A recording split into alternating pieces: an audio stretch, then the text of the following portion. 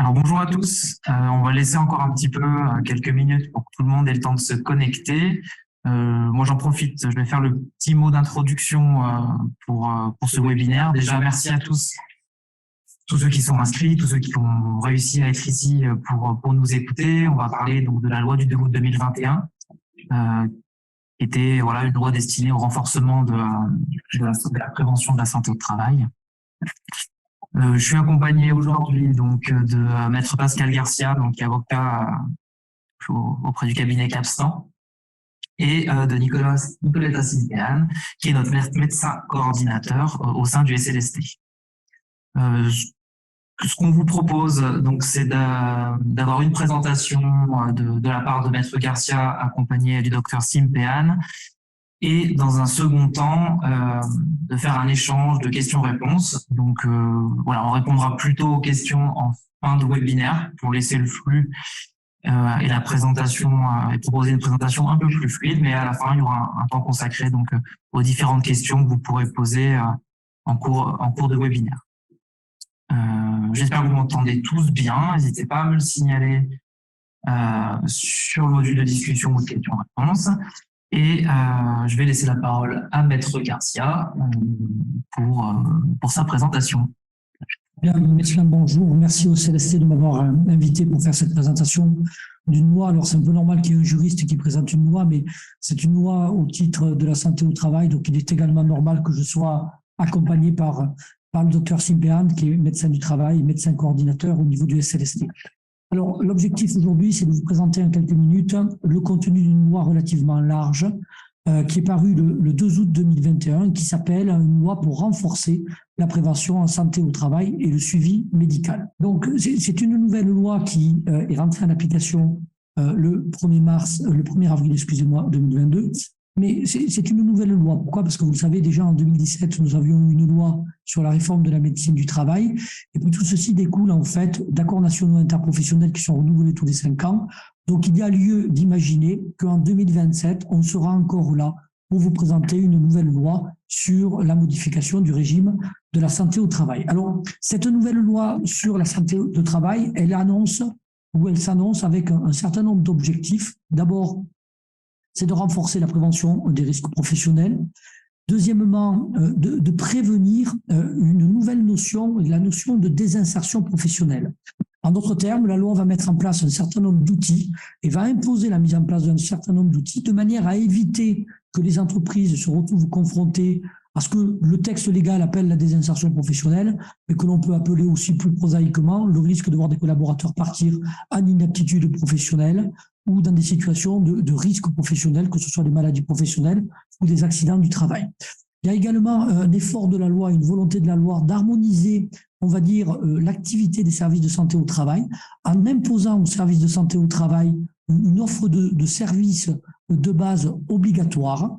Il y a également dans la loi l'obligation de mettre en place pour les entreprises, et ce de manière renforcée, une traçabilité de l'exposition aux risques professionnels, notamment par l'utilisation de l'outil, je ne sais pas si on aura le temps de le voir, mais qui s'appelle le fameux document unique d'évaluation des risques, que vous connaissez tous, entreprises, mais dont l'obligation aujourd'hui en termes de mise en place et en termes de réactualisation est renforcée, en lien aussi avec les services de santé au travail. Il y a également en lien avec ce qui s'est passé au titre des problématiques du Covid, et un renforcement des liens entre les politiques de santé publique et les missions des services de santé au travail. Et puis, vous allez voir qu'il y a aussi quelques mesures ou mesurettes qui sont en conséquence des nouvelles technologies, notamment la possibilité de mettre en place de la télémédecine ou des téléconsultations, y compris en médecine du travail, avec certaines mesures qui sont spécifiquement adaptées au TPE ou au PME.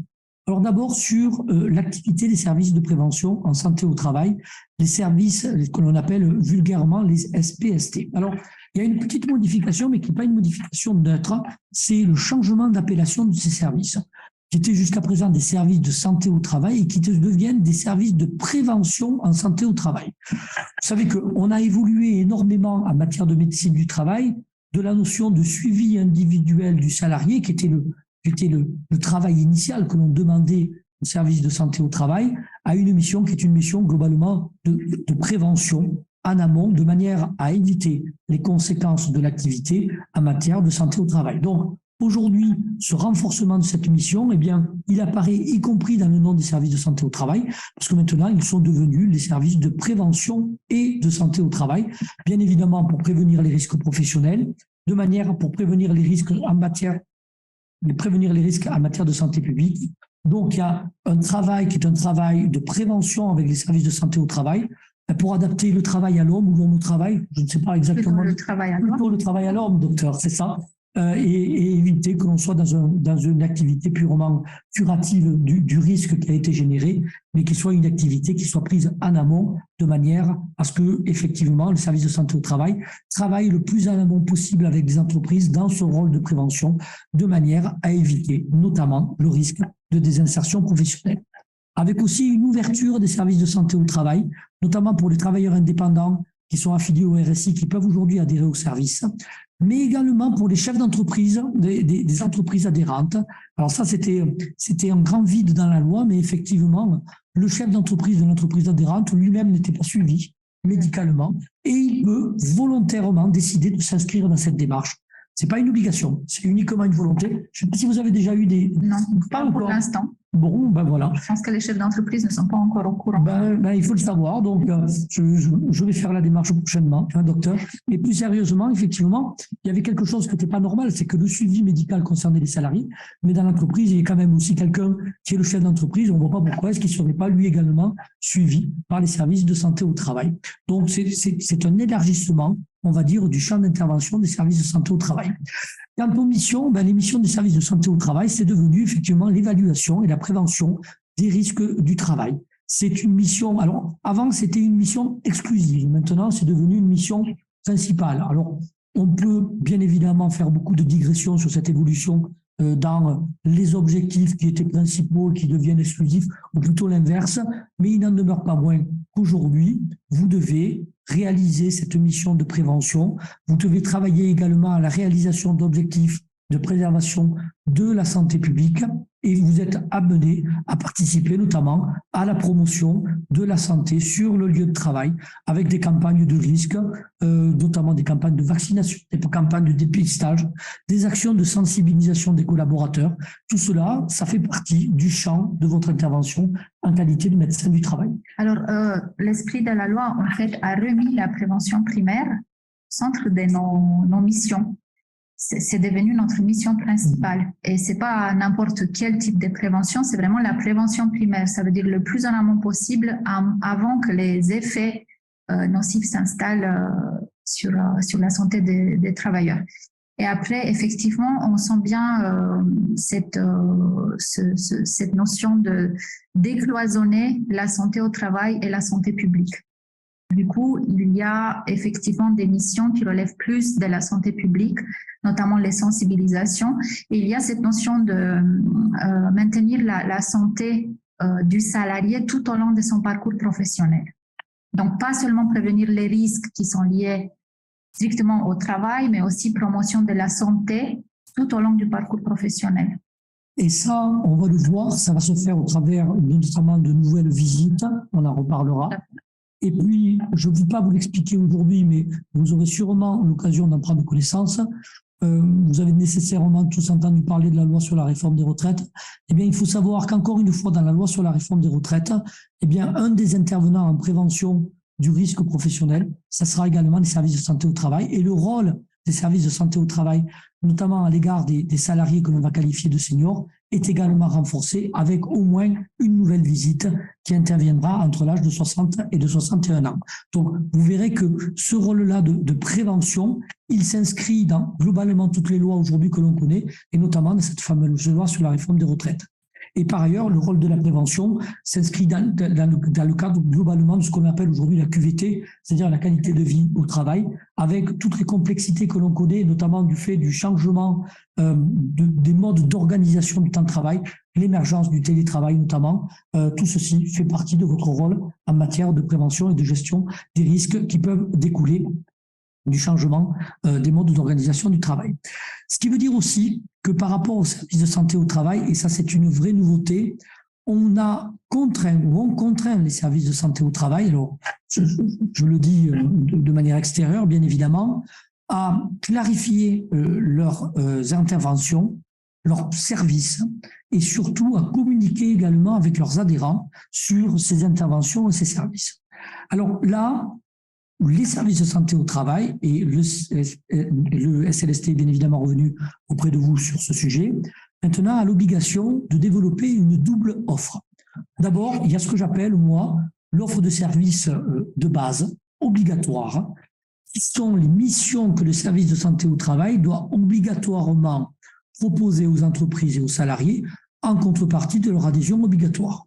Cette offre de service, elle est définie par la loi, elle est définie au niveau de chacun des services et elle vous a été communiquée. Je laisserai dans quelques instants la parole au docteur pour qu'elle vous en fasse part. Il faut savoir également que les services de santé de travail sont également invités à vous proposer une offre complémentaire.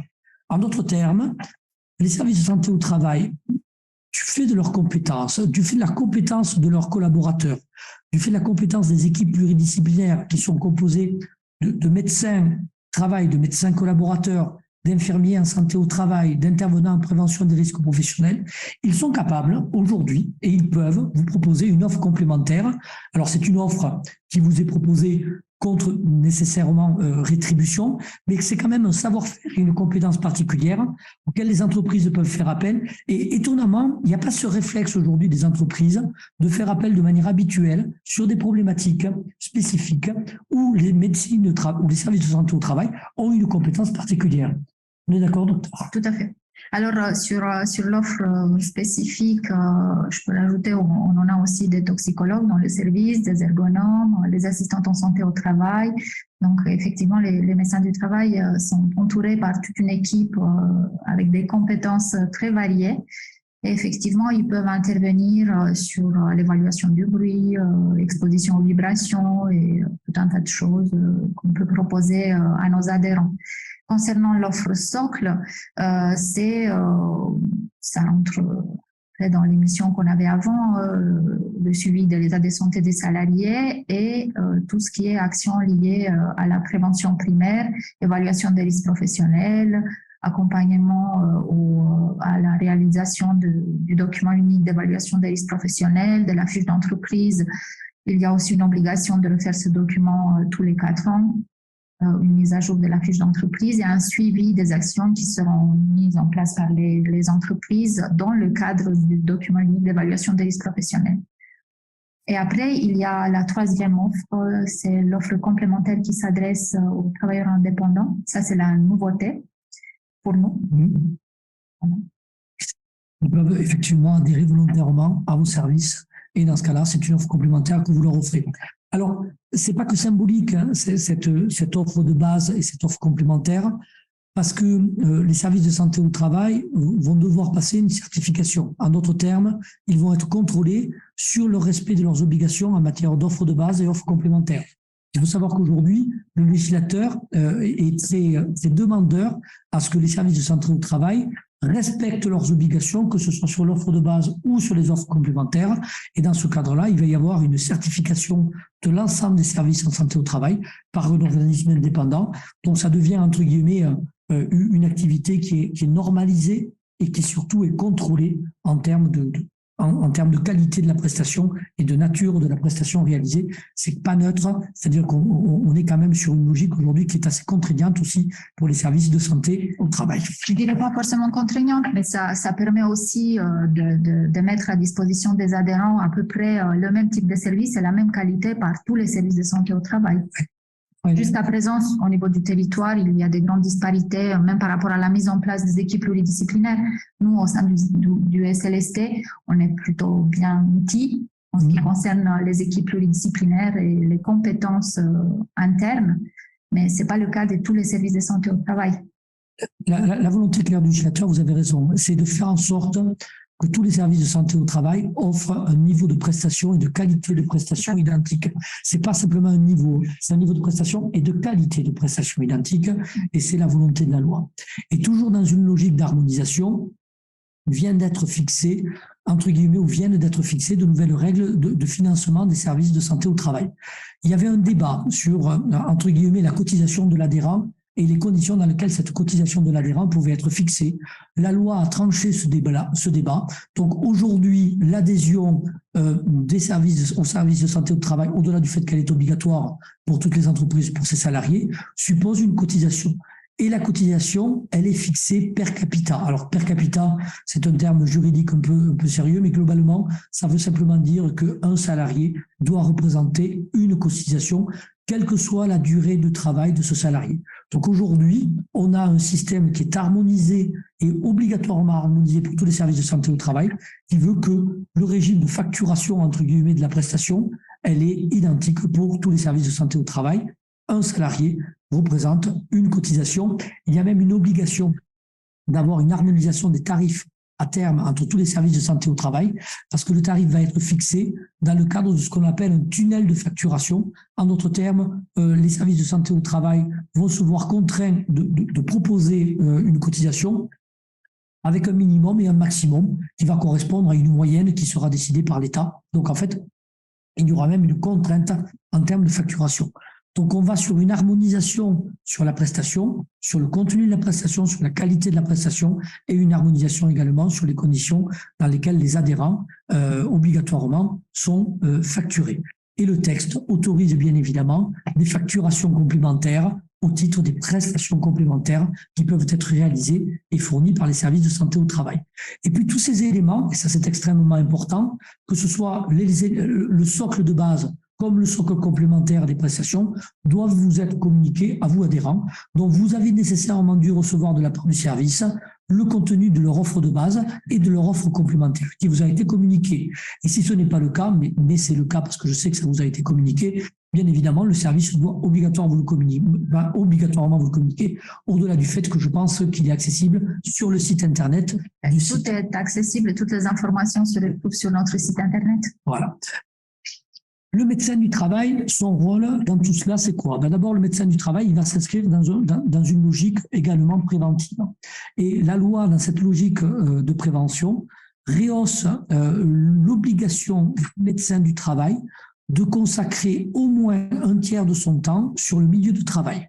Alors, c'était déjà le cas, c'est-à-dire que déjà, il y avait eu ce renforcement, mais ce renforcement, aujourd'hui, il est quantifié en temps. Le médecin du travail doit passer ou consacrer au moins le tiers de son temps sur les actions sur le milieu du travail. Alors que ce soit des actions préventives, l'analyse des postes de travail, que ce soit la participation aux réunions du CSE, enfin, toutes ces missions-là doivent représenter au moins le tiers des missions du médecin du travail. Et puis, vous le savez, depuis 2017, le médecin du travail peut déléguer un certain nombre de ses missions de suivi, on va y revenir, des salariés au sein de l'équipe pluridisciplinaire. Cette délégation que le médecin du travail peut faire va lui permettre effectivement de dégager du temps, notamment pour le consacrer sur le milieu du travail. On est bien d'accord? Au milieu du travail, effectivement. Il ne faut pas oublier que nous avons déjà en premier un rôle de conseil auprès de l'employeur.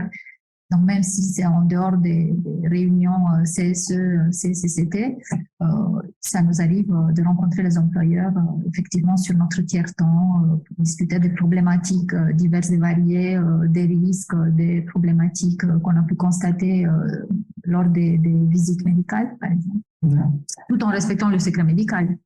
Le sacro-saint secret médical.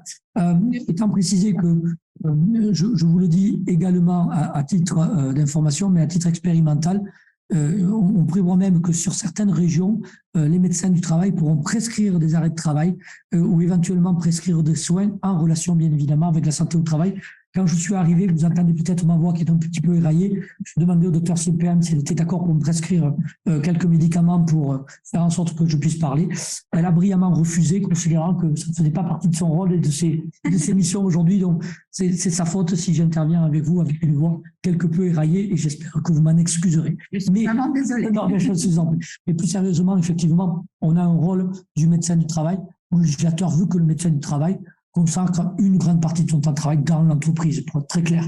Et ça, c'est une volonté de repositionner le rôle du médecin du travail à ce titre-là. Et en contrepartie, il peut s'appuyer sur les membres de l'équipe pluridisciplinaire pour un certain nombre de missions qui sont des missions de suivi des salariés. Alors, ça étonne toujours les entreprises, je le sais, hein, étant moi-même conseil d'entreprise, parce que souvent, les entreprises disent « oui, mes salariés ne sont pas vus par le médecin du travail, ils sont vus éventuellement par un médecin collaborateur, ils sont vus par un infirmier en santé au travail ». Alors d'abord, il faut savoir que ces professionnels qui interviennent travaillent en collaboration étroite avec le médecin du travail dans le cadre d'une délégation bien spécifique et qu'ils sont par ailleurs formés spécifiquement pour ce suivi individuel et que de toute façon, si au moment de ces rencontres, dans le cadre du suivi individuel des salariés, une difficulté médicale apparaît, ils ont l'obligation de renvoyer le salarié auprès du médecin du travail. Ils sont tous formés en santé. Et ils sont tous formés en santé. Ils ont tous une formation spécifique sur Voilà. le travail. Et notamment les infirmières, je viens d'avoir un nouveau décret qui vient de fixer la nouvelle réglementation sur les obligations de formation des infirmiers en santé ou des infirmières en santé et travail, avec des obligations qui sont quand même très très fortes, dont ce sont des professionnels formés qui sont particulièrement compétents pour le suivi également des salariés. Et nous avons du temps dédié aux échanges. Voilà. Et vous travaillez en coordination, de toute façon, bien évidemment. Et enfin, et c'est ce que je vous disais, le médecin du travail peut faire des délégations auprès de l'équipe pluridisciplinaire. Est-ce que vous pouvez me rappeler, docteur, juste la composition de l'équipe pluridisciplinaire?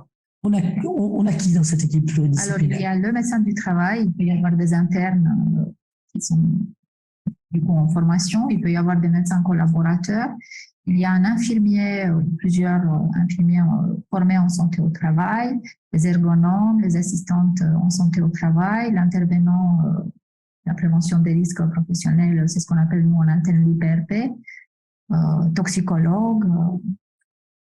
Et voilà, c'est toute cette équipe. Avant, les entreprises connaissaient le médecin du travail. Aujourd'hui, bien sûr que le médecin reste l'interlocuteur privilégié, mais il faut savoir qu'il travaille dans un environnement particulier que l'on appelle l'équipe pluridisciplinaire. Et il travaille tellement dans cet environnement particulier que le médecin du travail peut déléguer une partie de ses missions. Alors, il peut déléguer quoi et à qui? Le principe, c'est que le médecin du travail peut déléguer aux collaborateurs médecins et les internes en médecine du travail tout ce qui va être visite et examen relevant du suivi individuel des travailleurs. Ensuite, il va pouvoir également déléguer aux infirmiers en santé au travail la réalisation des visites et des examens, à l'exclusion des visites médicales d'aptitude, c'est notamment pour les suivis individuels renforcés, et du renouvellement de ces visites périodiques. Et il ne peut pas non plus déléguer les visites post-exposition aux post-expositions professionnelles. Ça, c'est pas quelque chose que vous pouvez déléguer, docteur. Par ailleurs, tout ce qui va concerner les visites que l'on qualifie de visites de reprise, est-ce que vous les déléguez ou pas, ces visites de reprise aujourd'hui? Pas pour l'instant. Mais c'est possible.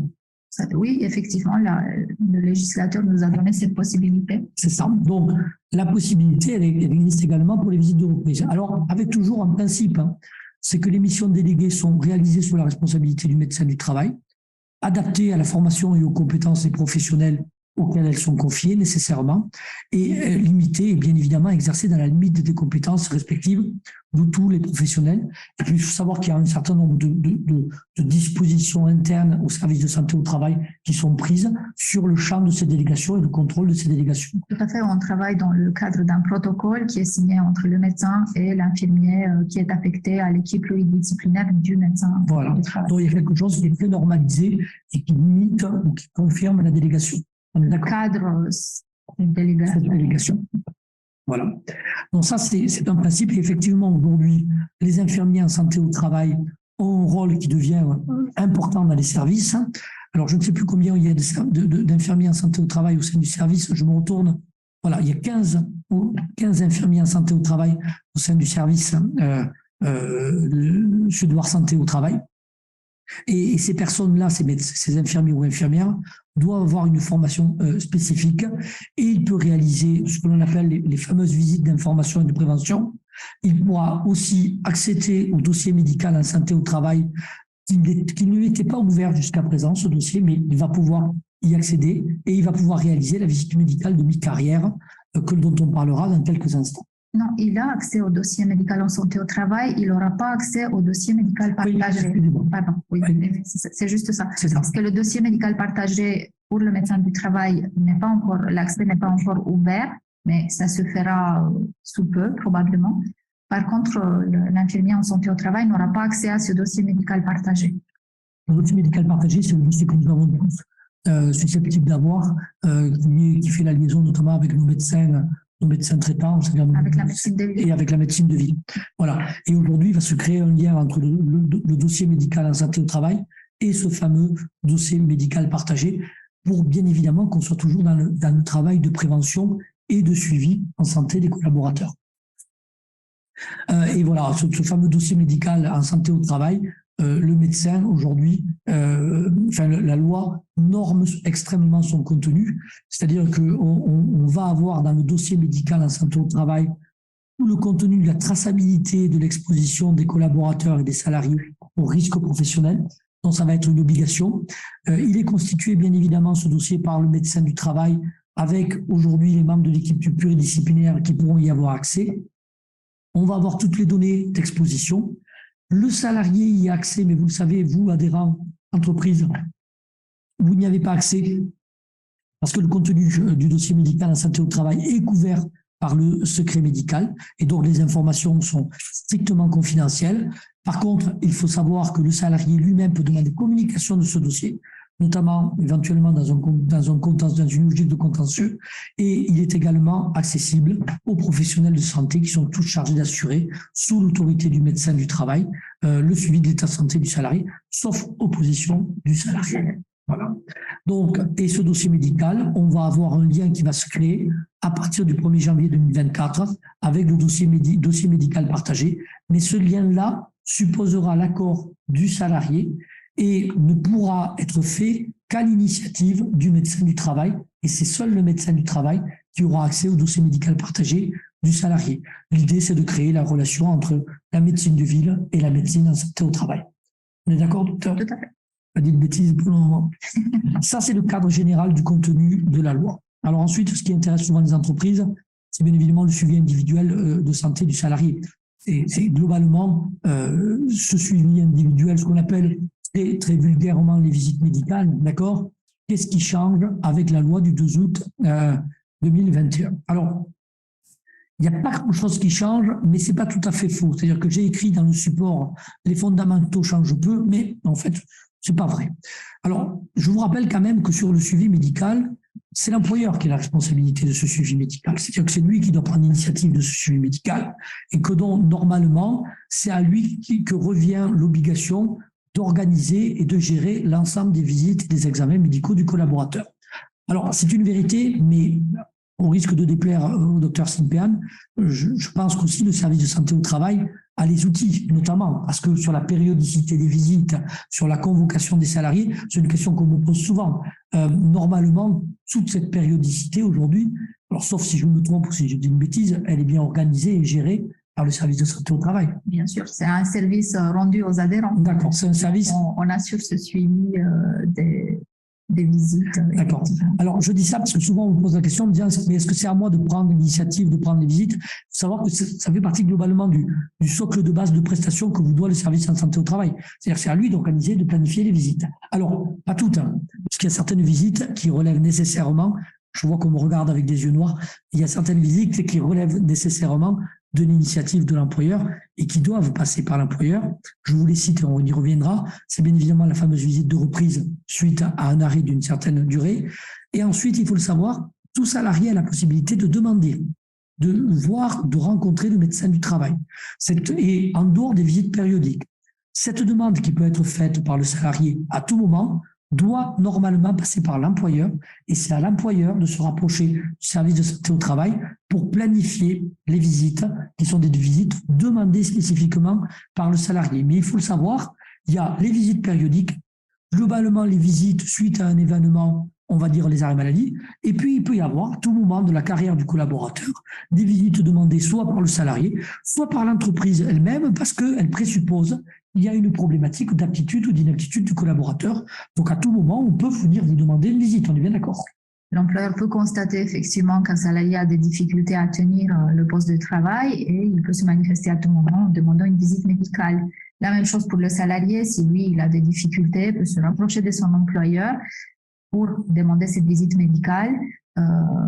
Si je ne me trompe pas, si la réponse n'est pas donnée par l'employeur dans un délai de 15 jours, le salarié peut bénéficier d'une visite même si l'employeur n'a pas fait Exactement.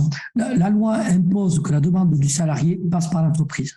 Si l'entreprise ne répond pas à la demande du salarié de prendre une visite auprès du médecin du travail, au bout de 15 jours, le salarié peut revenir directement auprès de la médecine du travail en disant « mon employeur est défaillant et dans ce cas-là, je veux prendre une visite directement avec vous ». Ça peut arriver effectivement. Et après, sur la visite, sur la visite périodique, il ne faut pas oublier que celle-ci, effectivement, nous, on rend ce service aux adhérents, on va les planifier. Par contre, la périodicité des visites, elle s'établit en fonction de la déclaration de l'employeur. Donc, si l'employeur fait une déclaration en SIR, effectivement, le salarié aura une visite tous les 2 ans. S'il déclare le salarié en SI, suivi individuel simple, il aura une visite tous les 5 ans.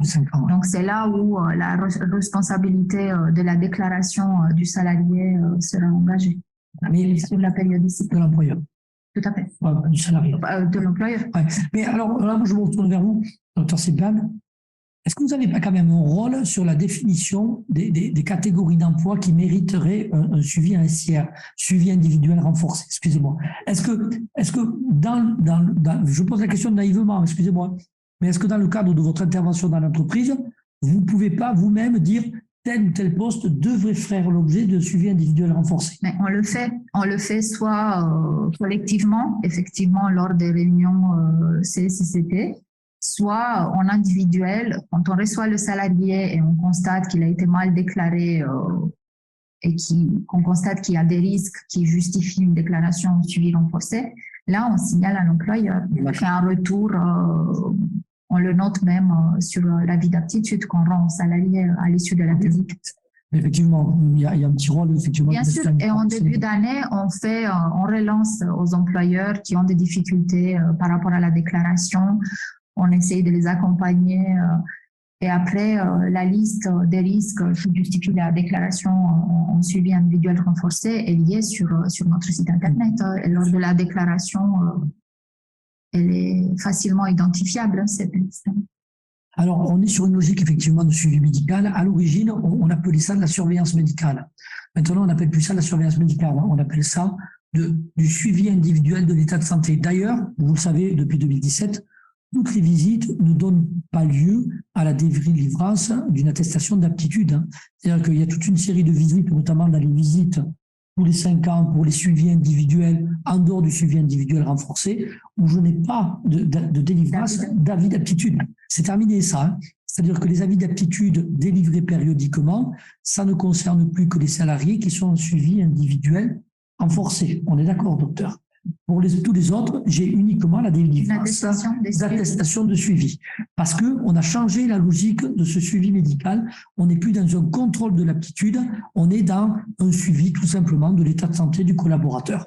Bien évidemment, si au cours d'une visite, dans le cadre d'une visite d'information et de prévention, on s'aperçoit qu'il y a un risque d'inaptitude, dans ce cas-là, le médecin peut toujours délivrer un avis d'inaptitude, mais ce n'est pas une obligation de le faire lors de toutes ces visites. On est d'accord. Et ça, c'est extrêmement important. Donc, on est sur une logique préventive, mais ce n'est pas uniquement une logique préventive.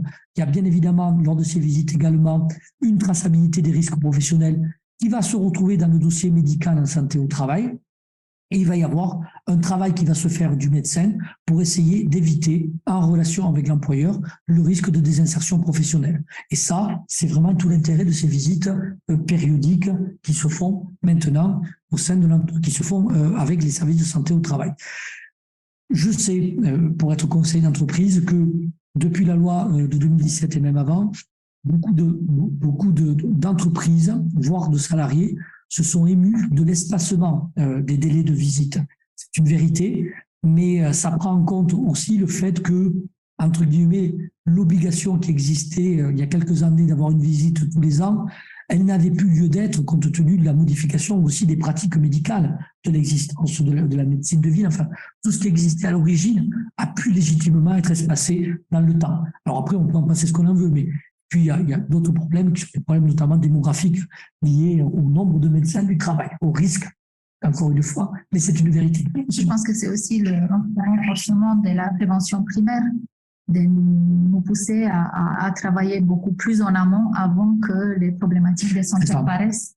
Vous êtes un des acteurs de la prévention primaire, donc vous n'êtes pas là que pour contrôler que le salarié est apte ou inapte. de manière en résumé, c'est ça. Et on veut que vous soyez plus en amont plutôt que dans le contrôle périodique. La volonté, c'est ça. Sur les travailleurs qui sont les entreprises de travail temporaire, je vous rappelle que normalement, l'obligation du suivi médical pèse sur l'entreprise de travail temporaire elle-même. C'est pas l'entreprise utilisatrice. Bon, il y a quelques exceptions à cela, mais le principe reste que c'est l'entreprise de travail temporaire qui est dans l'obligation d'assurer le suivi médical de ses salariés intérimaires. Alors, sur les visites, les examens médicaux et les entretiens qui peuvent intervenir dans le cadre de l'activité d'un salarié. La loi a, entre guillemets, confirmé ce que vous connaissez jusqu'à présent sur les visites d'information et de prévention tous les 5 ans. La fameuse visite d'embauche, qui est une visite d'information et de prévention. Le fait qu'elle est renouvelée tous les 5 ans, ça ne change pas. Les conditions de réalisation de cette visite ne changent pas. Tout ce qui est visite d'aptitude pour le suivi individuel renforcé pour les salariés en suivi individuel renforcé ne change pas non plus. Et tout ce qui est périodicité des visites, 5 ans pour les visites d'information et de prévention pour les suivis individuels, 2 ans pour les salariés en suivi individuel renforcé, tout cela ne change pas. Qu'est-ce qui change comme sur les visites de par la loi? Alors, 1, les visites sur demande, on en a déjà parlé, on va y revenir. 2, les conditions de réalisation de l'examen de reprise après un arrêt maladie. On va voir qu'il y a une petite modification. Et il y a également des modifications techniques sur l'examen de pré-reprise. Par ailleurs, le texte va créer 3 nouvelles visites, qui sont les visites post-exposition, qui sont les visites de mi-carrière et qui sont les rendez-vous de liaison. Ce sont des nouvelles visites qui existent depuis le mois d'avril 2022. Alors, sur ce qui ne change pas, sur le suivi individuel, je vous le rappelle, c'est tous les 5 ans. Ça peut être le médecin, l'interne ou l'infirmier qui fait ce suivi. Ça ne génère pas de délivrance d'attestation d'aptitude ou d'inaptitude, mais uniquement d'une attestation de présence. Sur le suivi individuel adapté, alors là, on est sur des salariés dont l'état de santé, l'âge, les conditions de travail ou les risques professionnels auxquels il est exposé le nécessitent, travailleurs handicapés, travailleurs qui déclarent être titulaires d'une pension d'invalidité ou les travailleurs de nuit. Alors là, on est bien toujours sur des visites d'information et de prévention qui sont faites, mais pour les travailleurs de nuit, pour les travailleurs handicapés, la visite doit être faite avant la prise de poste obligatoirement et la visite, elle est renouvelée tous les 3 ans et non pas tous les 5 ans. Maximum tous les 3 ans. Maximum tous les 3 ans. Et vous pouvez décider d'une autre périodicité. Tout à fait. Voilà. Et vous avez enfin le suivi individuel renforcé, ou alors là, pour les salariés en SIR, c'est-à-dire les salariés affectés à un poste qui présente des risques particuliers pour sa santé ou sa sécurité ou celle des tiers, là, on est sur des visites médicales avec le médecin du travail, obligatoirement, on est bien d'accord, ou le médecin collaborateur.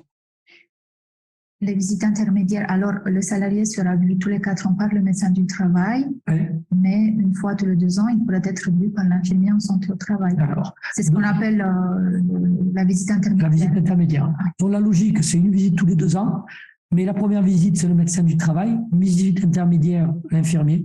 Deuxième visite, 2 ans après, c'est obligatoirement le médecin du travail. Et là, on a nécessairement l'obligation de délivrance d'un certificat d'aptitude ou d'inaptitude. En sachant que si l'infirmier constate le moindre problème, la moindre difficulté de la part du salarié à tenir le poste de travail, il adresse directement au médecin du travail.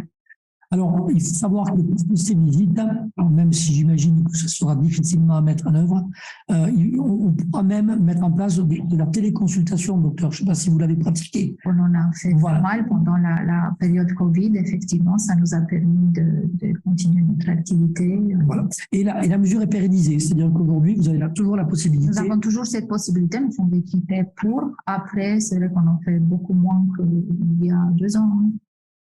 Alors, mais c'est possible. C'est possible. Et il faut que le salarié soit d'accord. Tout à fait. Et il faut que, bien évidemment, les conditions de réalisation de la visite préservent le secret médical et l'intimité du collaborateur, mais c'est une évidence que de dire cela, bien évidemment. C'est le cas. Voilà. Alors ensuite, il peut y avoir également des visites sur demande qui sont réalisées, je vous l'ai dit, normalement par le médecin du travail ou un autre professionnel. Et on vous l'a déjà dit, le salarié ou l'entreprise peuvent le faire tout au long de l'activité professionnelle. Il faut toujours qu'il y ait une raison pour ces visites sur demande, mais c'est parfaitement faisable. Et souvent, moi, je le conseille aux entreprises, quand ils ont des salariés dont ils s'aperçoivent qu'il y a une problématique, on va dire, de santé à un moment donné sur leur poste de travail, eh bien, je les invite à prendre contact avec leur service de santé au travail pour fixer une visite, parce que c'est pas un problème que de dire cela, et le salarié doit obligatoirement s'y rendre. Sur ce qui change, l'examen de reprise.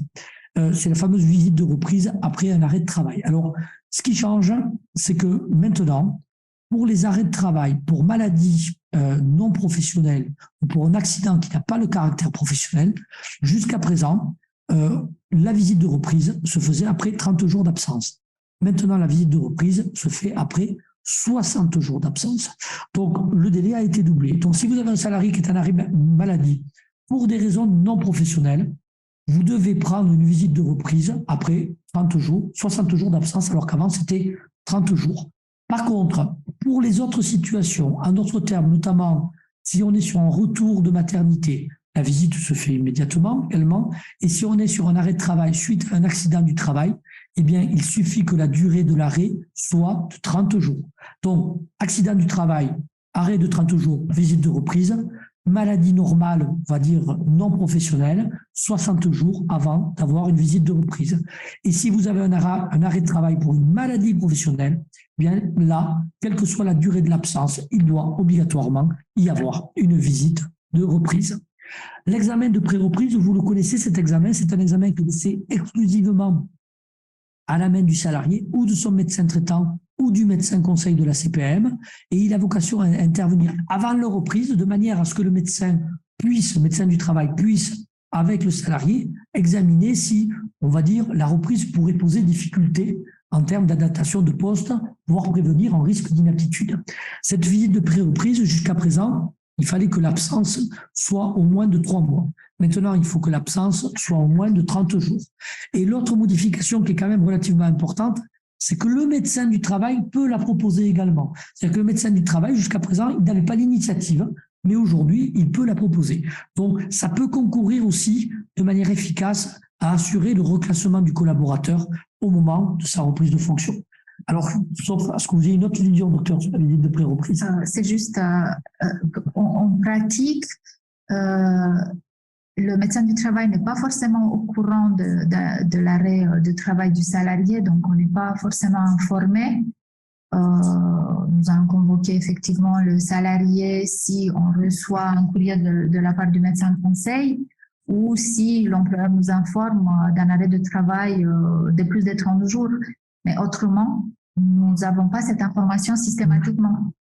Oui, vous ne l'avez pas, mais vous savez que maintenant, alors je vais y venir dans quelques instants, vous savez que maintenant, les employeurs ont l'obligation, depuis la loi de 2021, d'informer les salariés sur le fait qu'ils peuvent demander une visite de pré-reprise et qu'ils peuvent demander un rendez-vous de liaison. On va y revenir dans une minute. C'est-à-dire que la loi a travaillé différemment. Elle considère que l'obligation d'information, elle ne pèse pas sur vos services, elle pèse sur l'employeur. Alors ceux qui m'entendent doivent être en train de dire c'est toujours sur l'employeur que ça pèse, mais c'est la loi. Mais il faut savoir que quand vous avez un salarié qui est absent de longue durée, au bout de 30 jours, vous devriez en théorie, vous, employeur, l'informer sur le fait qu'il a la possibilité de demander une visite de pré-reprise. La loi va aussi créer un nouveau rendez-vous. Alors celui-là, il n'existait pas, c'est le rendez-vous de liaison. Alors ça, c'est une nouveauté. Alors, ce rendez-vous de liaison, c'est quoi? C'est vrai que souvent, les entreprises se posent une question, c'est moi, j'ai un salarié qui est absent depuis longtemps, j'ose pas l'appeler, j'ose pas lui demander comment il se projette sur un éventuel retour, parce que j'ai peur que l'on m'accuse notamment de harcèlement moral pendant l'absence. Enfin, je suis pas loin de la vérité en disant cela. Eh bien, la loi a décidé de créer un rendez-vous spécifique qui peut être proposé par l'entreprise, qui peut être proposé par le salarié. Alors, quand je dis que c'est proposé, ça veut dire que personne ne peut l'imposer à l'autre, et qui peut se faire en liaison avec les services de santé au travail. L'objectif de ce rendez-vous, c'est d'informer le salarié, notamment qu'il peut bénéficier d'un examen de pré-reprise ou d'aménagement spécifique de son poste, et donc de créer, on va dire, un lieu d'entretien ou un temps d'entretien entre le salarié absent, l'employeur et le service de médecine du travail s'il accepte de participer à ce rendez-vous. Donc, si les entreprises veulent proposer ce rendez-vous, il faut qu'elles en informent le service de santé au travail. Les services de santé au travail se positionnent par rapport à leur présence ou pas lors de ce rendez-vous de liaison, et qu'ensuite on invite le salarié à se présenter à ce rendez-vous de liaison de manière à échanger. Alors bien évidemment, ce n'est pas une visite médicale, c'est-à-dire que le médecin devant l'employeur ne va pas ausculter le salarié, on est bien d'accord, hein, mais c'est juste un échange sur, entre guillemets, la situation à un moment donné du salarié et ses perspectives de reprise. Alors, toujours en pratique, il serait intéressant d'organiser une visite de pré-reprise en amont pour que le médecin du travail puisse prendre connaissance des problématiques de santé de la personne et faire des recommandations en conséquence. Puisque si on ne connaît pas la problématique du salarié et on va participer à ce rendez-vous de liaison, le résultat ne sera pas le même. Bien sûr. Mais moi, employeur, je vais vous organiser un rendez-vous de liaison pour reprendre un petit peu le schéma de tout à l'heure. Je vais vous appeler, docteur. Oui. Je vais vous dire que je vais le faire. D'accord? Vous allez me dire, très bien, mais dans ce cas-là, moi, maintenant, je peux proposer au salarié une visite de pré-reprise. Donc là, vous êtes informé de l'arrêt de travail du salarié. Si je suis cohérent, vous allez proposer au salarié une visite de pré-reprise. Si le salarié l'accepte, il aura sa visite de pré-reprise. Et ensuite, se déroulera le rendez-vous de liaison. Et dans ce cas-là, la boucle sera bouclée. On est d'accord sur la logique. Oui, voilà. La logique, il faudrait que ça soit... Et tout ceci, bien évidemment, se fera sous couvert du secret médical. C'est-à-dire que le médecin du travail, lors du rendez-vous de liaison, ne pourra pas donner à l'employeur des éléments d'information de nature médicale. Et par contre, ça ne vous empêchera pas de travailler sur les perspectives de retour du salarié. Bien sûr, et les obligations en termes d'adaptation ou d'aménagement du poste. Ça, c'est le rendez-vous de liaison. Alors, très peu utilisé jusqu'à présent, le formalisme est assez simple, mais on ouvre enfin une porte, on donne enfin une solution pour pouvoir créer cet espace-temps d'échange avec le salarié et le médecin du travail. Et comme je vous l'ai dit, maintenant, il y a une obligation d'information de l'employeur. C'est-à-dire l'employeur doit informer les salariés après tant de jours d'absence qu'ils peuvent avoir une visite de pré-reprise, et l'employeur doit également informer le salarié qui est absent qu'il peut avoir un rendez-vous de liaison, même si c'est en général l'employeur lui-même qui va proposer ces rendez-vous de liaison. Par ailleurs, le texte crée une nouvelle visite, qui est la visite de mi-carrière. Alors là, qui va concerner tous les salariés, c'est-à-dire qu'on soit en suivi individuel, en suivi renforcé, tout le monde. Donc, messieurs, dames, dès lors que vous allez atteindre, si vous êtes salarié, l'âge non canonique de 45 ans, plus précisément dans l'année civile de votre 45e anniversaire, vous êtes censé avoir, avec le médecin du travail ou un membre de l'équipe pluridisciplinaire, ça pourrait être un infirmier, une visite de mi-carrière, pour acter de votre situation médicale, au moment où on considère que vous avez fait la moitié de ce que vous devez faire en matière d'activité professionnelle. Alors, je ne sais pas si c'est à 45 ans le bon âge, étant précisé que cet âge il pourra être adapté par les accords de branche. L'idée, c'est quoi? C'est établir un état des lieux de l'adéquation entre le poste de travail et l'état de santé du salarié, évaluer les risques de désinsertion professionnelle et, bien évidemment, sensibiliser le travailleur par rapport, entre guillemets, à ce risque de désinsertion ou aux mesures de prévention. Mais surtout, le médecin du travail, à la suite de cette visite, pourra écrire à l'employeur pour lui faire des préconisations afin d'éviter le risque de désinsertion professionnelle. Donc, le travail du médecin du travail, ça sera à ce moment-là, éventuellement, de revenir auprès des adhérents en disant, voilà, je viens de rencontrer Monsieur Garcia, et donc la problématique possible à moyen ou à long terme de Monsieur Garcia sur l'évolution de son poste de travail peut vous conduire, je vous invite à adapter le poste de travail. Alors là, il peut y avoir des débats, il pourrait y avoir des discussions, mais c'est ça l'objectif de la visite de mi-carrière, de manière à faire en sorte que le salarié, à terme, ne soit pas déclaré inapte. Et voilà. Éviter l'altération de son état de santé. Pas seulement l'inaptitude. Oui, c'est ça, juste l'altération. Bon, éviter les maladies professionnelles et éviter le risque professionnel de manière générale. Tout à fait. On est d'accord. Voilà. Et ensuite, ils ont créé une visite post-exposition. Alors là, c'est un petit peu plus compliqué, mais l'idée, c'est quoi? C'est pour les salariés qui seraient exposés à des risques particuliers, c'est-à-dire les salariés qui ont notamment un suivi individuel renforcé. Si, à un moment de leur carrière, ils sont en fin d'exposition de ce risque particulier, eh bien, dans ce cas-là, l'employeur doit prendre l'initiative de revenir auprès du médecin de travail pour que le médecin du travail fasse passer une visite post-exposition au risque particulier qui a donné lieu au suivi individuel renforcé. Alors là, il n'y a pas de récurrence de cette visite. Cette visite, c'est uniquement au terme de l'exposition du risque particulier. En fait, cette visite, à l'origine, elle existait pour les salariés, c'était la visite de fin de carrière. C'est-à-dire pour les salariés qui, en fin de carrière, finissaient d'être par définition exposés à un risque particulier. Et bien maintenant, on l'a retraduit de manière générale en disant que c'est une visite post-exposition au risque professionnel particulier. Donc, si vous avez notamment des salariés en SIR qui, à un moment de leur carrière ou à la fin de leur carrière, ne sont plus exposés à un risque particulier, au risque qui a donné lieu au suivi individuel renforcé, il faut impérativement revenir auprès du service de médecine du travail de manière à ce qu'une visite soit organisée pour assurer, on va dire, les conséquences de cette exposition au risque. On est bien d'accord, docteur? Constater s'il y a effectivement des problématiques de santé qui sont liées à cette exposition pour donner les informations au médecin généraliste qui va assurer le suivi post-exposition, surtout pour ceux qui sont en fin de carrière, qui n'auront plus de suivi au sein du service de santé au travail. Et surtout pour donner des conseils liés à la prévention aussi. Et assurer une traçabilité de ce que le salarié a eu dans le cadre de sa carrière. Voilà. Donc, c'est une mesure qui est un peu complexe à mettre en œuvre, cette visite de post-exposition, parce que vous l'avez compris, là, c'est à l'entreprise de prendre l'initiative de revenir auprès du service de santé au travail. Et effectivement, c'est à l'employeur qu'incombe l'obligation d'informer le service de santé au travail que le salarié n'est plus exposé au risque, de manière à ce qu'on puisse réaliser cette visite de fin d'exposition. Le salarié pouvant lui-même le faire, mais c'est globalement, c'est vraiment à l'employeur de prendre cette initiative, d'organiser la visite. Vous trouverez dans le support de formation qui vous sera peut-être transmis tout le schéma de la visite sur ce suivi post-exposition. Ça, c'est les modifications sur le suivi individuel du salarié. Si on doit se résumer sur ce sujet qui en général intéresse les entreprises, visite de reprise après une maladie normale, c'est 60 jours et plus 30 jours. Création du rendez-vous de liaison en relation avec les services de santé au travail.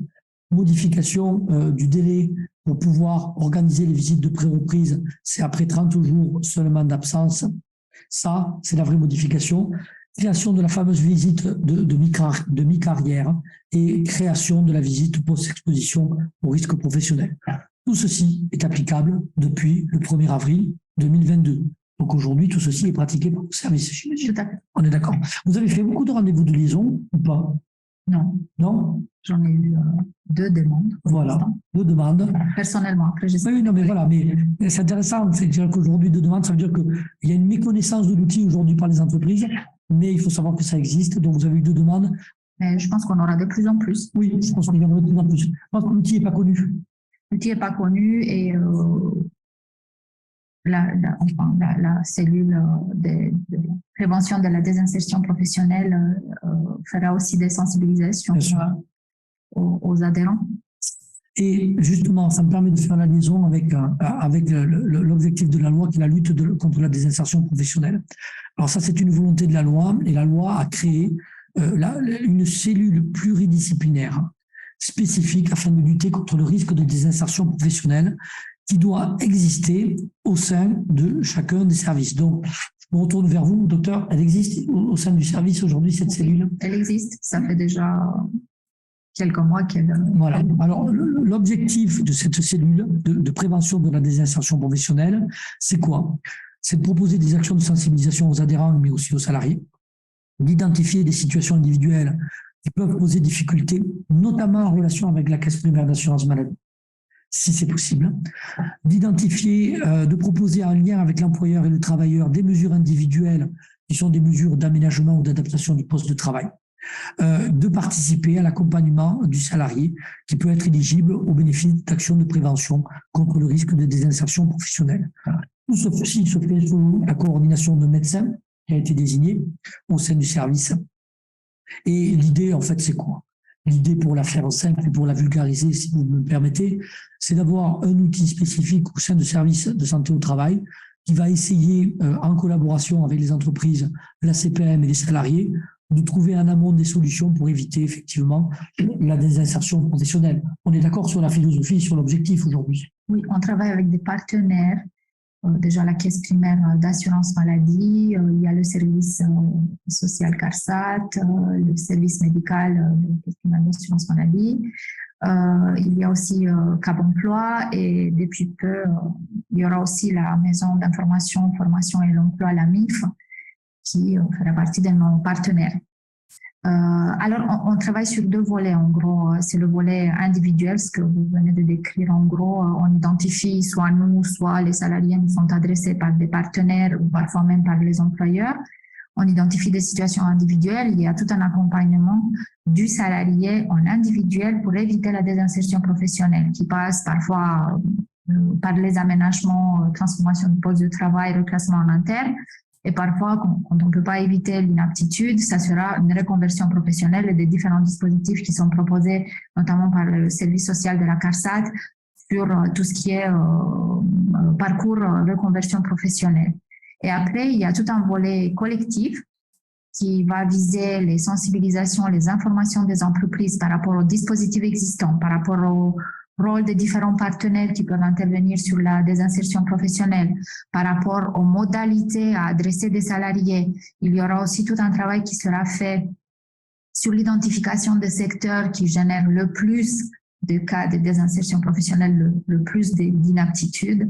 Donc, on travaille vraiment sur les deux volets. Et aujourd'hui, vous avez eu beaucoup de cas traités? On en a, c'est pas moi la coordinatrice de la cellule, c'est Dr Gouzi qui est chargé. 70. À peu près 70. Depuis la mise en place. Oui, ça ne fonctionne pas depuis très très longtemps, mais on a une quinzaine de dossiers, entre 10 et 15 dossiers à chaque fois. Et il y a des réunions qui sont organisées à peu près tous les 6 semaines. Donc, il y a un certain nombre de dossiers déjà qui... Et encore, en fait, la désinsertion, la prévention de la désinsertion professionnelle, c'est pas que ça. Au sein de la cellule, on va traiter que les dossiers très compliqués qui nécessitent la présence de tous les partenaires. Mais il y a des dossiers qui sont traités en direct par le médecin du travail référent du dossier avec le partenaire, que ce soit Cap Emploi ou le service social de la CARSAT. Parfois, ça ne nécessite pas la présentation du dossier en cellule pluridisciplinaire, ça se fait en individuel. Mais ce sont toujours des actions qui rentrent dans cette catégorie PDP. D'accord. Oui, en fait, ce rôle de lutte contre la désinsertion professionnelle, sous votre contrôle, il est déjà assuré, il est toujours été assuré par le médecin du travail. On le faisait toujours pas dans la même forme. Mais là, la loi vous impose de le faire de manière structurée, en relation structurée avec des partenaires, de manière surtout à pouvoir mobiliser des moyens également et un certain nombre d'outils bien spécifiques. Enfin, je parle sous le contrôle du docteur Simpean, mais globalement, c'est ça. C'est de structurer, d'organiser avec des partenaires et des moyens particuliers, toujours dans la logique de lutte contre le risque de désinsertion professionnelle. Mais si je peux me permettre, cette logique, elle est d'autant plus importante que du fait de l'allongement des carrières des collaborateurs, le risque va être d'autant plus avéré. Donc, on est bien évidemment sur un outil en amont qui risque d'être de plus en plus utilisé parce que le risque va être de plus en plus important. Soyons très clairs, dès lors que l'on reporte l'âge de départ à la retraite de 2 ans, par définition, le risque de désinsertion va être d'autant plus accru. Ça me paraît être une évidence, mais c'est mieux de le redire. Voilà. Donc, cette cellule disciplinaire, elle est mise en place aujourd'hui. Elle fonctionne et elle peut être saisie par les employeurs, on est bien d'accord? Oui, elle pourrait être saisie par les employeurs. Après, le plus souvent, en pratique, l'employeur va adresser le salarié au médecin du travail et après, c'est le médecin du travail qui fera le signalement, qui va envoyer, c'est ce qu'on appelle nous en interne, une fiche de liaison à nos partenaires. D'accord. Et quels sont les moyens qui peuvent être mobilisés? C'est des moyens matériels? C'est globalement? Ce sont des compétences prévaliées, sont des moyens matériels. D'accord. Il y a un partenariat aussi avec la Ligue contre le cancer, il y a une psychologue du travail, avec Pôle emploi. Donc, c'est vraiment une approche pluridisciplinaire. D'accord, qui va ensuite revenir auprès de l'employeur et revenir auprès du salarié pour essayer de l'accompagner, on est d'accord. Je pose la question parce que entre la théorie et la pratique, c'est toujours intéressant. Voilà. Encore une fois, il y a soit l'accompagnement individuel, soit collectif. Il y a des sensibilisations et informations qui seront faites auprès des entreprises, auprès des adhérents. Également. Donc ça, cette cellule fonctionne, elle est mise en place et donc vous, adhérents qui pouvez m'entendre, savoir que voilà, vous avez toujours possibilité de revenir auprès du service santé au travail. Ça fait bien évidemment partie de l'offre de prestations de base, hein, ça fait partie bien évidemment de l'accompagnement des entreprises, notamment sur toutes les actions de sensibilisation, mais également sur les problématiques particulières que peuvent rencontrer les entreprises. Il faut savoir également qu'en complément de ces actions, a été mis en place de nouveaux outils, qui existaient jusqu'à présent, mais qui ont été étendus. Le premier, c'est la convention de rééducation professionnelle, alors qui est un outil bien particulier, très peu utilisé aujourd'hui, mais qui est à peu près le suivant. Techniquement, je ne vais pas rentrer dans le détail, mais l'idée, c'est quoi? Jusqu'à présent, c'était réservé aux travailleurs dits handicapés. À partir du 31 mars 2022, tous les salariés peuvent se voir proposer par la CPM en relation avec les services de santé au travail et avec l'accord du salarié, ce que l'on appelle une convention de rééducation professionnelle. Ce qui veut dire qu'à l'issue de son arrêt de travail, on va avoir une intégration du collaborateur, soit dans son ancienne entreprise, soit d'une entreprise tierce avec une convention de mise à disposition, pour réadapter le salarié à un poste de travail en le formant et en l'accompagnant. Cette convention de rééducation professionnelle, elle va être cofinancée, c'est-à-dire que le salarié va percevoir pendant la durée de la convention, maximum 18 mois, le versement des indemnités journalières de sécurité sociale, et l'employeur qui va, entre guillemets, employer le salarié, va compléter ses indemnités journalières de sécurité sociale. On est dans un cadre où le salarié n'est plus en arrêt de travail, hein. C'est-à-dire que le salarié est au terme de la période d'arrêt de travail, mais comme il y a un risque d'inaptitude sur son poste de travail, on change de logique, c'est-à-dire qu'on n'est pas sur une logique d'aptitude ou d'inaptitude, mais on le réintègre dans un cursus qui va lui permettre de se former ou d'être tutoré sur un autre poste de travail, soit dans son entreprise initiale, soit dans une autre entreprise. Ce qui veut dire qu'il va y avoir une convention qui va être conclue entre le salarié, l'employeur et l'assurance maladie. Il va prévoir tout le dispositif et notamment le financement du dispositif. La durée, c'est maximum 18 mois. Et au terme de la durée, on va apprécier si le salarié est apte sur le poste sur lequel il a été formé et rééduqué, entre guillemets, même si le terme n'était pas très joli, et on va vérifier si le salarié peut reprendre ce poste-là. Donc, c'est un outil qui va permettre effectivement d'éviter que le salarié se trouve confronté à une inaptitude de manière à le repositionner sur un poste de travail. Alors, ce n'est pas un outil, à ma connaissance, très fortement utilisé. D'abord parce que ça suppose que tout le monde soit d'accord, CPM, salarié et entreprise, que par ailleurs, on accepte de mobiliser un certain nombre de moyens pour mettre en place ces conventions. Mais il n'est pas impossible que dans la logique du travail de la cellule pluridisciplinaire, ça puisse être fait et proposé notamment aux entreprises et aux salariés. Il y a également un deuxième outil qui, lui, par contre, était déjà connu et qui me paraît, moi, personnellement, plus efficace, c'est l'essai encadré. Alors là, la logique est un petit peu différente. La logique, elle est qu'un salarié, avant le terme de son arrêt de travail, c'est-à-dire qu'avant qu'il soit en situation de reprise, eh bien, il va revenir dans son entreprise pour une durée très limitée, 14 jours et 28 jours maximum, pour faire un essai sur son ancien poste de travail ou sur un nouveau poste de travail. Alors, bien évidemment, là, vous comprenez l'intérêt de l'outil. C'est plutôt que de s'être confronté à une inaptitude ou à l'obligation d'adapter son poste de travail, on va essayer avec le salarié de le repositionner sur un poste pour essayer, pour voir si ça fonctionne en termes de compétences, mais aussi d'aptitude et principalement d'aptitude médicale. Pendant cet essai encadré, le salarié est toujours à l'arrêt de travail, parce que ça veut dire que l'arrêt de travail n'est pas échu. Il y a une convention qui va également être signée entre la CPM, le salarié et l'entreprise. Et là, le salarié est indemnisé uniquement avec le versement d'indemnités journalières de sécurité sociale. L'employeur ne participe pas au financement de l'essai encadré. Donc, c'est un outil qui me paraît être un outil particulièrement pertinent et utile pour les entreprises et pour les salariés. Et c'est dommage, c'est un outil qui est très peu connu à ma connaissance et qui est encore très peu utilisé. Docteur ? Alors, pour l'essai encadré, on l'utilise beaucoup plus. Mais sur les deux dispositifs, on comprend bien que la visite des pré-reprises, elle prend tout son sens. Bien sûr. Est-ce que tout ça, ça peut s'organiser suite à une visite des pré-reprises?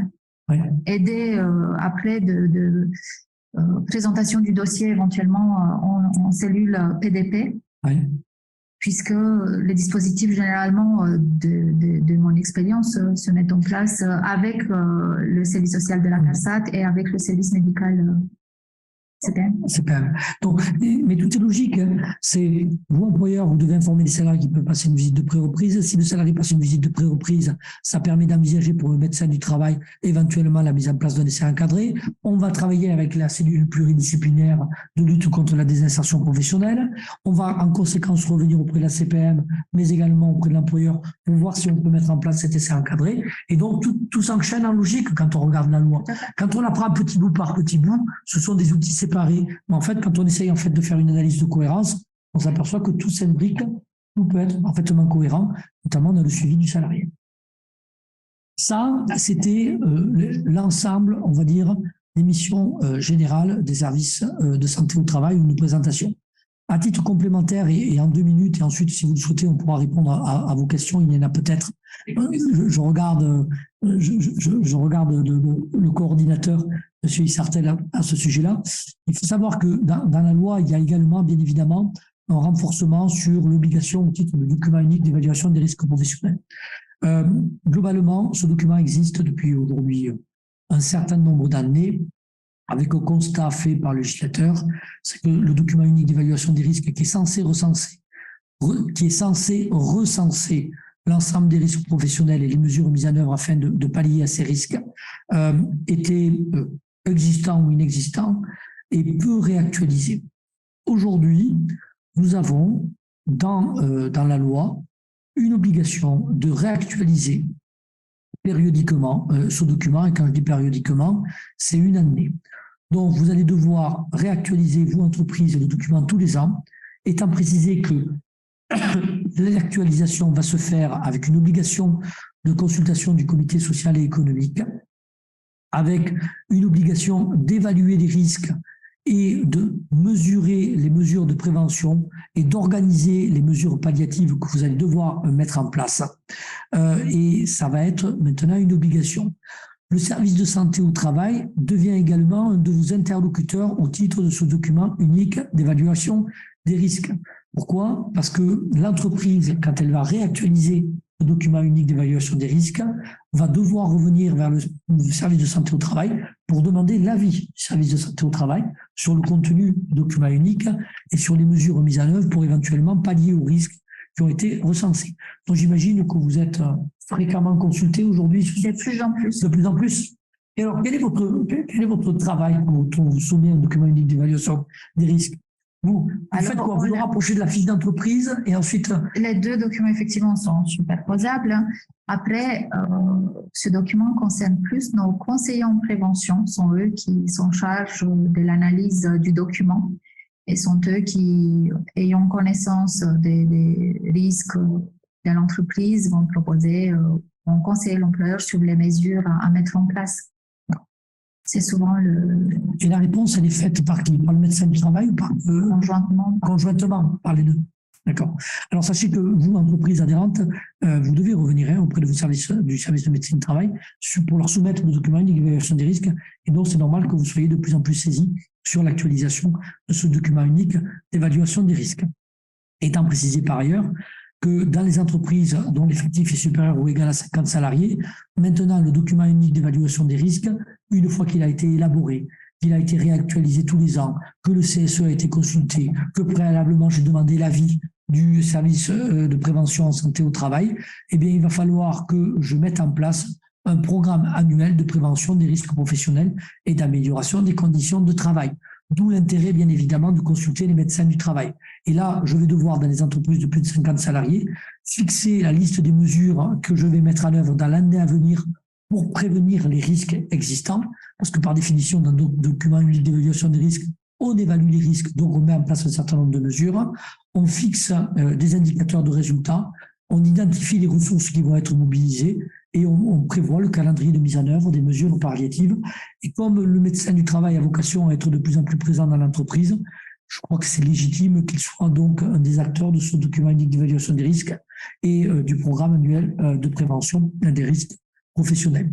Les obligations sont plus légères, entre guillemets, pour les entreprises de moins de 50 salariés, où l'obligation de mettre en place un programme annuel de prévention est, on va dire, légèrement allégée.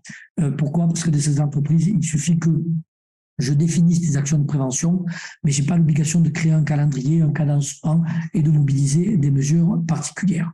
Et dans les entreprises de moins de 50 salariés, il n'y a pas de consultation non plus du comité social et économique sur le document unique d'évaluation des risques.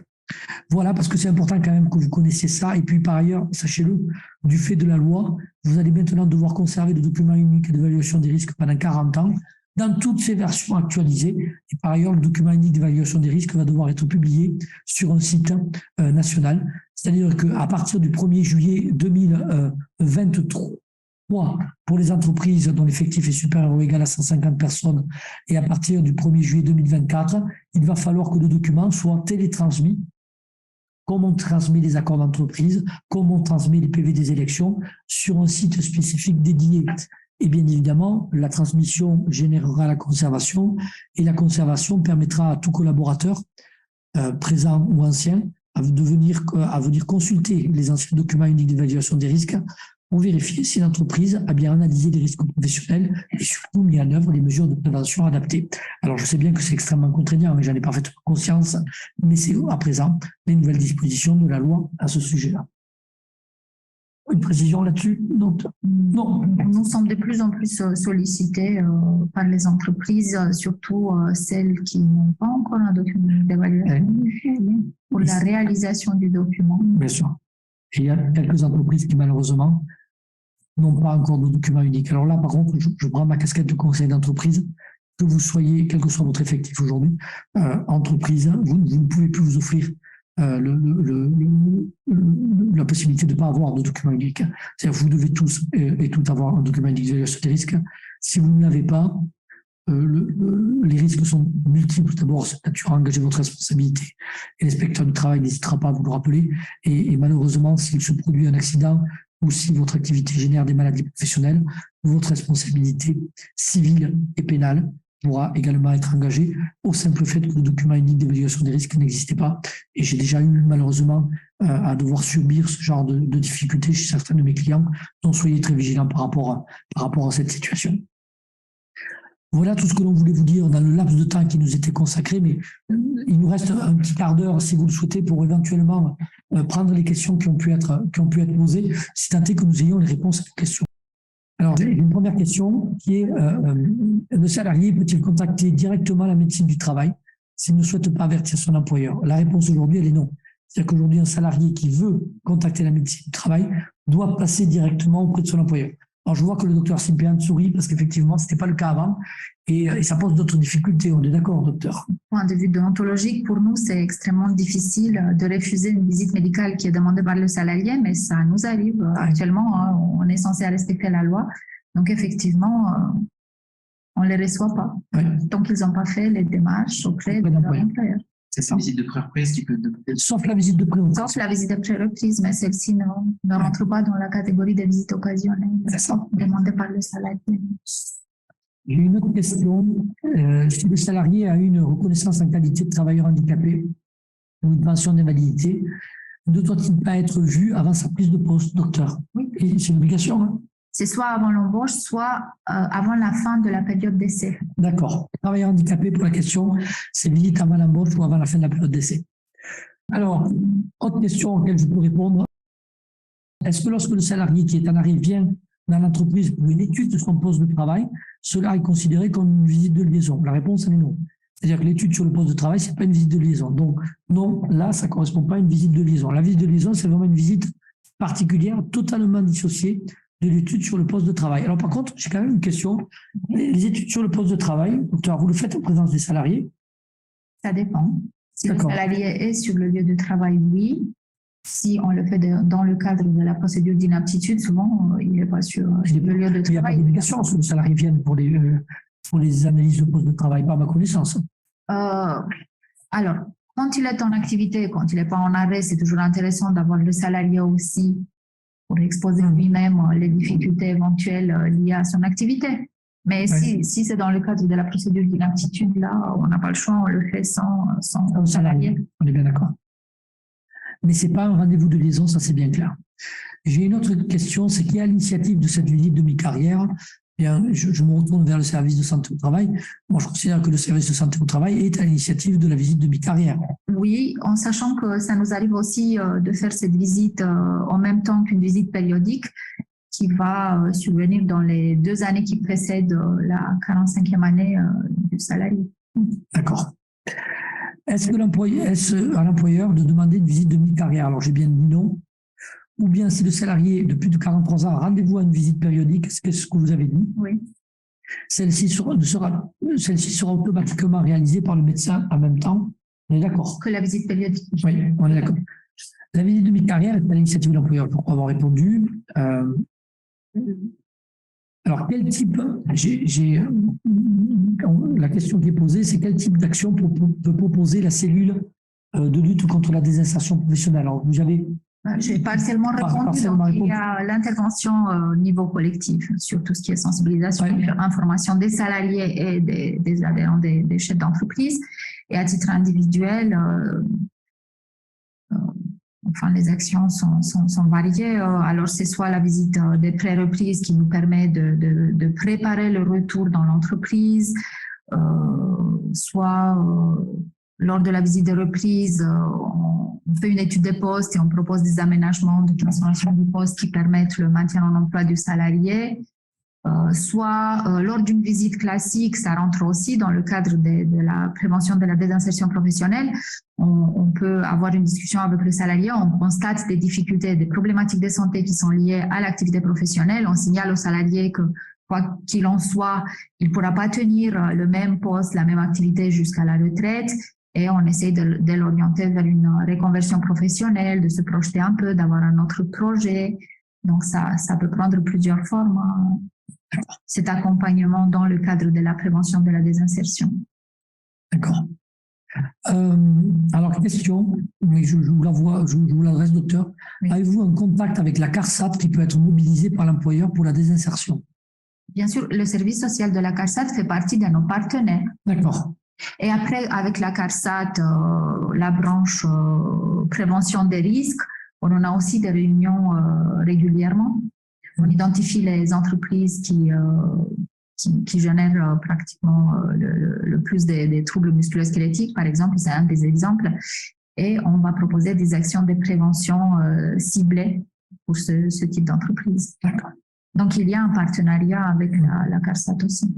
Alors, ensuite, j'ai une question qui, je pense plus, c'est une information d'une personne présente qui dit Cap Emploi, dans sa mission de service public de l'emploi, vient un partenariat avec les services de prévention en santé au travail afin d'accompagner les salariés et les employeurs au maintien dans un emploi en mobilisant tous les outils, notamment de la GFIP. Voilà. Oui, tout à fait, mais ils sont des partenaires qui participent régulièrement à nos réunions de la... Dont la précision est apportée également et confirmée par une personne qui participait.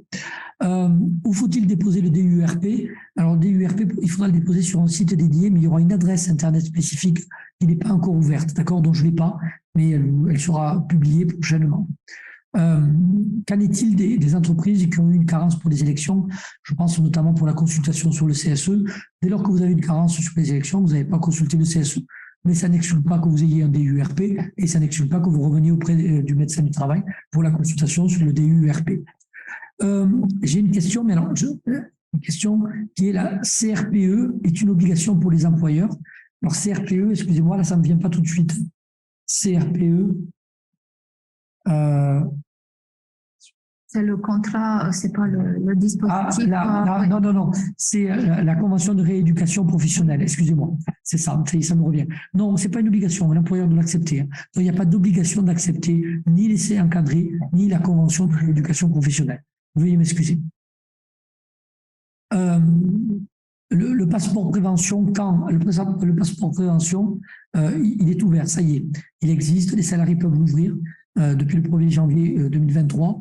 Le passeport prévention, c'est un complément du CPF, c'est-à-dire que pour que le salarié ait un passeport prévention, il faut qu'il ait d'abord ouvert son compte CPF. Et s'il a ouvert son compte CPF, il peut ensuite ouvrir son compte, son passeport de prévention. Et il peut, en conséquence, autoriser les employeurs à y avoir accès et les employeurs pourront transmettre dans ce passeport de prévention toutes les formations que les salariés auront pu obtenir en matière de santé ou de sécurité. Alors, une autre question, mais je la renvoie au docteur Simpean, qui est présent pour l'élaboration de la fiche d'entreprise. Alors, la fiche d'entreprise, elle est réalisée généralement soit par les assistantes en santé au travail, soit par nos intervenants en prévention des risques professionnels, soit par le médecin du travail. Les mises à jour sont parfois réalisées aussi par les infirmiers en santé au travail. Mais donc, il n'y a pas de présence, c'est vraiment vous qui le réalisez. C'est-à-dire que ce n'est pas un travail collectif. Non, ce n'est pas un travail collectif. Il y a un intervenant qui va se déplacer dans l'entreprise, qui va observer l'activité, qui va identifier les risques auxquels les salariés sont exposés. Et après, il y a tout un travail de rédaction qui est fait. Donc, l'intervenant, c'est un intervenant en prévention des risques professionnels. Ou une assistante en santé au travail. D'accord. Et ensuite, bien évidemment, l'employeur va être présent. Généralement, il est présent. Ou le responsable QSE, c'est également présent, bien sûr. Un représentant de l'entreprise va accompagner l'intervenant. Question concernant les cotisations en service de médecine du travail qui se fait par tête, per capita. Comment doit-on traiter les salariés à temps partiel? Alors, les temps partiels, c'est per capita, un salarié à temps partiel, c'est une cotisation complète. Aujourd'hui, c'est clair, c'est la loi qui le dit. Et l'autre question complémentaire est les salariés multi-employeurs. Alors, sur les salariés multi-employeurs, je crois que le texte n'est pas paru encore sur la possibilité de mutualiser le coût des salariés multi-employeurs.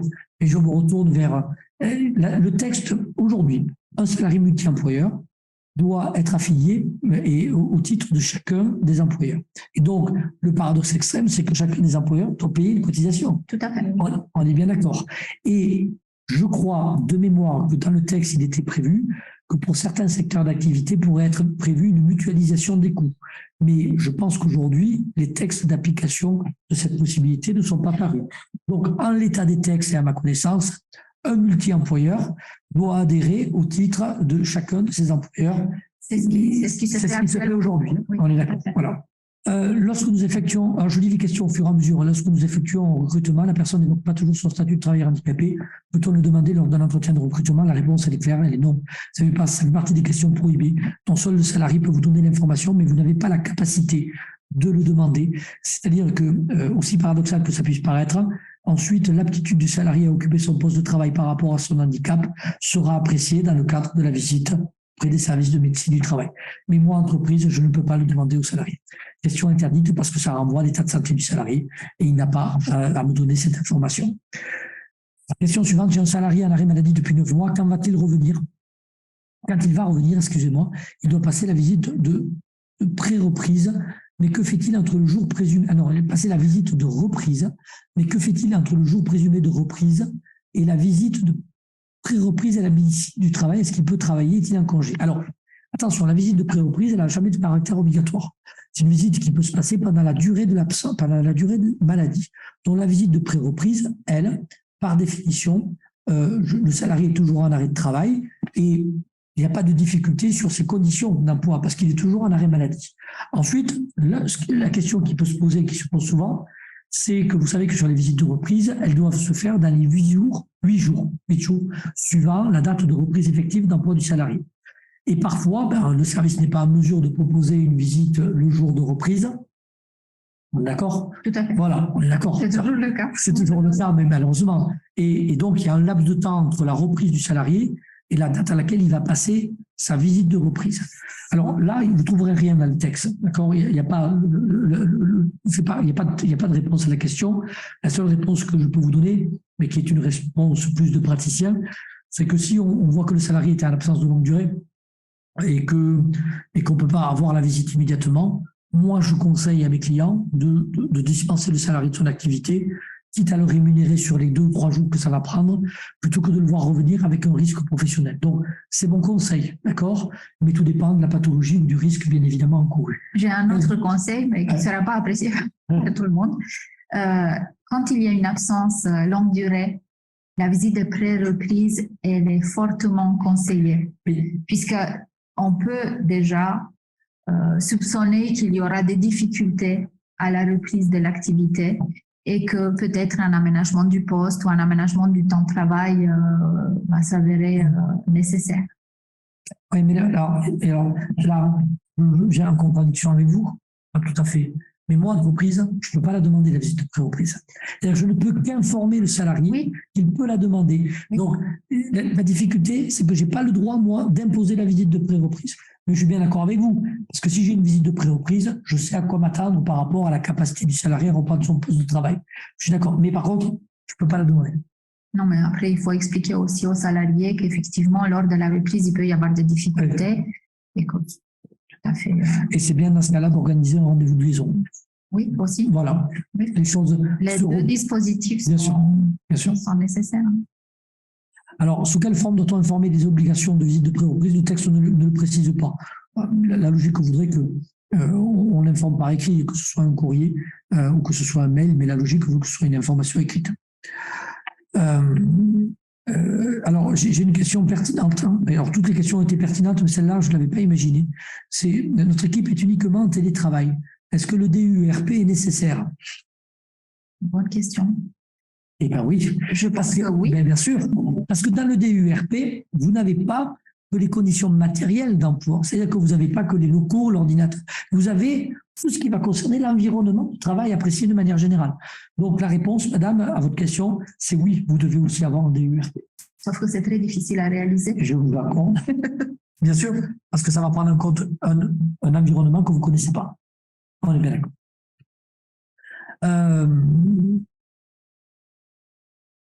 Les dirigeants d'entreprise peuvent dorénavant bénéficier d'un suivi médical moyennant une cotisation. Faut-il les inscrire dans les effectifs? Oui, s'ils sont d'accord. C'est-à-dire qu'attention, hein, ça suppose un volontariat du dirigeant. Il n'y a pas d'inscription automatique dans les effectifs. Le dirigeant peut bénéficier du suivi s'il souhaite bénéficier du suivi. C'est pas la même chose que les salariés. Les salariés, eux, ils doivent, d'accord? Le dirigeant, il peut. C'est pas la même chose. Une question, j'avais cru comprendre que la visite de pré-reprise devait passer par une demande auprès de l'entreprise et que si seulement celui-ci n'y répondait pas, le salarié pouvait la demander directement. Non, alors, non, la visite de pré-reprise, c'est le salarié qui la demande directement. La visite de pré-reprise ne passe jamais par l'entreprise. Combien de temps une visite de pré-reprise est-elle valable sur un arrêt en cours? Il n'y a pas de délai, hein. On est bien d'accord, hein, il n'y a pas de délai.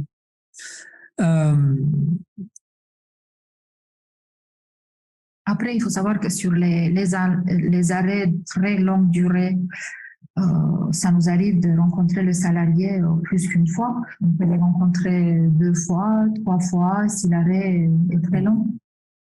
Oui, ça peut y avoir plusieurs minutes. Parce que plus la pathologie va générer un état de santé évolutif, plus il y a l'intérêt de revoir le salarié. Bien sûr. Une question auquel je n'ai pas de réponse, mais je la pose quand même. Concernant les services de santé au travail des 3 régions volontaires qui seront amenées à prescrire des arrêts de travail ou un soin nécessaire à la prévention de l'altération, les régions ont-elles d'ores et déjà été identifiées? Je ne sais pas. Je ne sais pas. Franchement, je ne sais pas et je n'ai pas vu le texte à ce titre-là. Autre question, après un long arrêt pour notamment burn-out, l'employeur peut-il envoyer le salarié pendant son arrêt pour évoluer son aptitude au poste? Donc, j'imagine envoyer le salarié auprès du médecin du travail. Non, il ne peut pas l'envoyer auprès du médecin du travail. Il ne peut qu'inviter le salarié à solliciter une visite de pré-reprise. Et à l'issue de cette visite de pré-reprise, il n'y aura pas d'avis d'aptitude et pas d'attestation de suivi. C'est ça. Souvent, on va juste faire une fiche de recommandation qui permet à l'employeur d'adapter éventuellement le poste de travail ou de préparer le retour du salarié. Mais il n'y aura pas d'avis d'aptitude rendu suite à cette visite. C'est ça. Il y aura uniquement des préconisations qui seront envoyées à l'employeur si le salarié est d'accord. Si il est d'accord. On les envoie seulement avec l'accord du salarié. Donc, c'est pour ça qu'il ne faut pas s'étonner si on apprend qu'il y a eu une visite de pré-reprise, mais qui n'a pas donné lieu à une fiche de recommandation ou à des préconisations. Puisque le salarié est dans son droit de refuser l'envoi des préconisations. Autre question, si j'ai bien compris, le dossier médical partagé est accessible aux médecins du travail, mais pas aux infirmiers, aux infirmières, oui. Ce sera que le médecin du travail qui pourra avoir le TMP, dossier médical partagé. Voilà, c'est le seul qui aura accès à ce dossier sera le médecin du travail. Oui. Mais il ne faut pas confondre le dossier médical partagé avec le dossier en santé au travail. Oui. Le dossier en santé au travail qui est tenu par le service de santé au travail, lui, est accessible aux infirmiers. Alors, il y a, enfin, l'accès, il est adapté à l'intervenant. D'accord. Il y aura, sur la partie médicale, c'est seulement le médecin et l'infirmier qui auront accès. Bien sûr.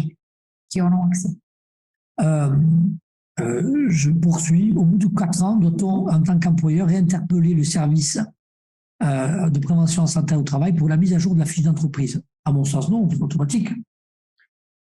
Oui, c'est automatique, effectivement. La législation prévoit une remise à jour. Ça fait partie de nos obligations. Ça fait partie de nos obligations. Bah, parfait. Pour une fois que ça fait partie des obligations, pour une fois que ça fait partie des obligations de l'entreprise, voilà, on est bien d'accord. Alors, on revient sur le handicap. Je pense que c'est la même personne qui me dit, mais de fait, si je ne peux pas le demander, travailleur handicapé, je ne peux pas effectuer une déclaration adaptée à la SLST et un suivi renforcé. Comment faire? Ça veut dire que le salarié sera vu dans le cadre d'une visite d'information et de prévention, et c'est le salarié qui donnera l'information au service de santé au travail. Et éventuellement, vous ne le saurez pas.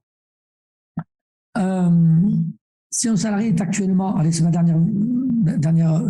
dernière question. Si un salarié est actuellement en arrêt maladie de longue durée et qu'il a été déclaré en invalidité catégorie 2, pouvons-nous contacter la médecine du travail pour impulser la visite médicale de pré-reprise? Non.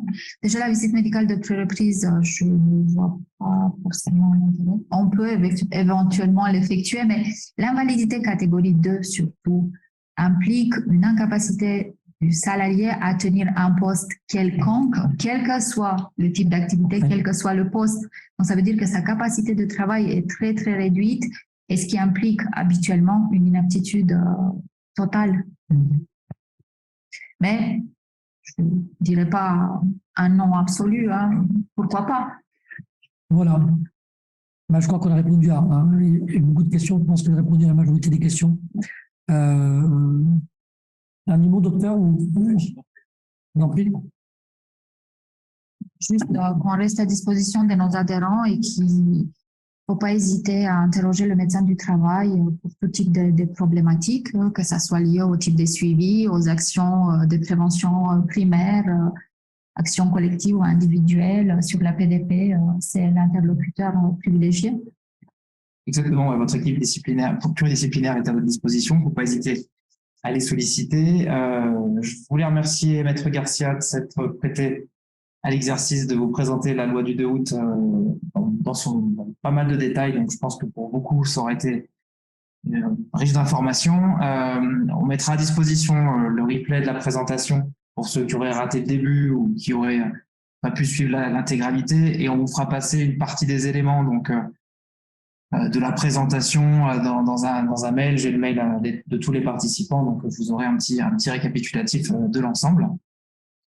Merci à tous d'être de tous ceux qui ont pu être là, de vous être inscrits et d'être venus nous écouter. Et puis voilà, c'est un webinaire qui en appelle d'autres, donc voilà, vous serez informés des prochaines infos, des prochains événements dans cet esprit-là.